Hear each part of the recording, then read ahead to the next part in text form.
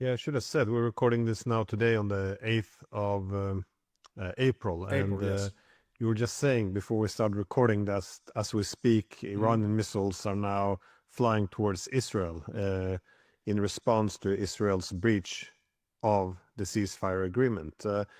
But I guess a good place to start would be then, what are the actual terms? Because I find this to be quite extraordinary that it's quite an important ceasefire. I mean, the Hmm. whole world is, captured by this war against Iran, and we're getting, Wall Street Journal saying this, Reuters saying that. I mean, what are the actual terms, and why is it so difficult to get a very clear-cut answer to this?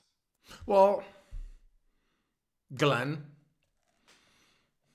I think it's difficult to get a clear answer because the United States of America, in a way, tends to present a narration of the events rather than the actual events. The actual events are that we are facing the greatest military defeat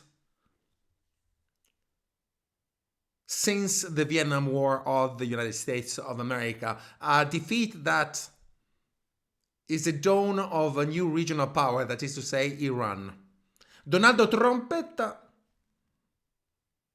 began this illegal war, telling us that there was an immediate danger that Iran was going to make an atomic bomb. But if you look at one of his irrational posts on the Truth Social, he just said that there was no threat, contradicting himself, given that the Americans were watching Iran from the sky, from their beautiful satellites.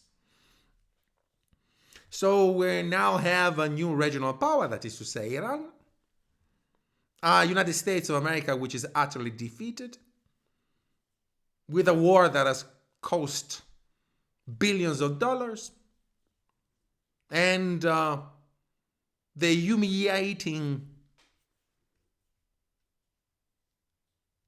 perspective that Iran will develop an atomic bomb, a country of 93 million people, of 1,600,000 square kilometers, that now controls 20% of the world oil, and therefore is destined to become a regional power. Let me just stress the fact that every 100 university graduates, Iran graduates 32 engineers, whereas the United States of America only graduates 7. Let me remind you the fact that in the United States of America, a quarter of the population between 17 and 25 years old is illiterate.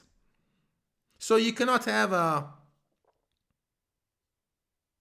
industrial recovery in such a situation. I believe that the United States of America is destined to have a violent confrontation between the imperialistic and the nationalistic forces. And if I were the Vice President of America, J.D. Vance, a person who is that mysterious link between the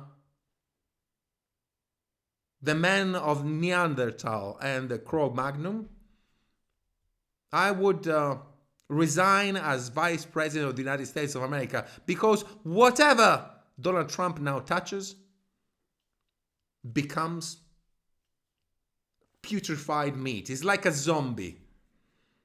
When you are bitten by a zombie, you become a zombie. So in order not to become a zombie, I think J.D. Vance should resign and try to gain the next presidency. I'm finished with that. Thank you, Glenn. Glenn, I'm finished. Glenn? Glenn, I'm finished, Glenn. Hello? Glenn?